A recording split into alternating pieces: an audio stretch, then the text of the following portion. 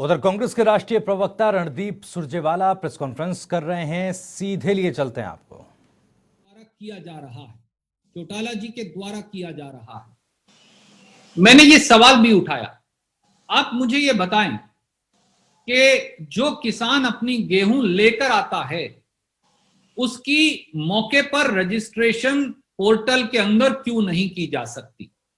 हर मंडी के अंदर इंटरनेट की सुविधा है, मार्केट कमेटी का कार्यालय है, वो किस काम आएंगे? दूसरी बात, क्या खट्टर साहब और चौटाला जी ये जानते हैं कि मजदूर की, कंबाइन हार्वेस्टर की आज कमी है? अगर मुझे आज कंबाइन मिलेगी, मेरी फसल आज कटेगी, तो मैं आज लेकर आऊंगा। मैं खट्टर साहब के एसएमएस का इंतजार नहीं कर सकता, ना ही फसल का भंडारण कर सकता, क्योंकि पट्टे की पेमेंट भी करनी है किसान को, मजदूर का मेहनताना भी देना है, कंबाइन हार्वेस्टर और मजदूर का पैसा भी देना है, और अगली फसल के लिए बीज और खाद भी खरीदना है और जमीन भी तैयार करनी है। खट्टर साहब ने कभी खेती की नहीं, शायद उन्हें इसकी जानकारी नहीं। पर दुष्यंत चौटाला जी, अगर आप किसान की थोड़ी सी भी ये समस्या समझ लेते तो आज किसान अपने हाल पर नहीं रहता। अध्यापक क्या क्या करेंगे?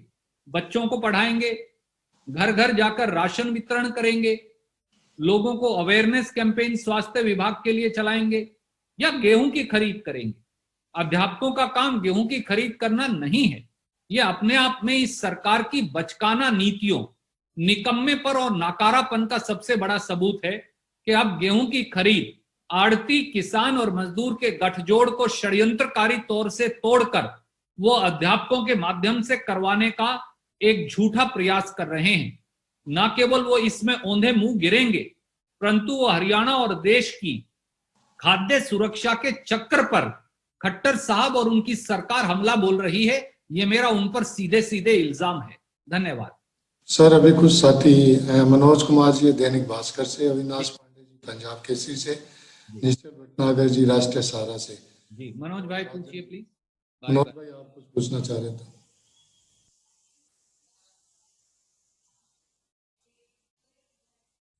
मनोज भाई गो है। हाँ नमस्कार भाई साहब। नमस्कार मनोज भाई। भाई साहब, अभी आप कह रहे थे कि शिक्षकों को लगाया जा रहा है और कर्मचारियों को लगाया जा रहा है, तो आप कोई सुझाव देंगे सरकार को कि गेहूं की खरीद कैसे की जाए? हालांकि मैं थोड़ा लेट जुड़ा हूं, हो सकता है आपने पहले बताया हो, तो कैसे खरीद की जा सकती है?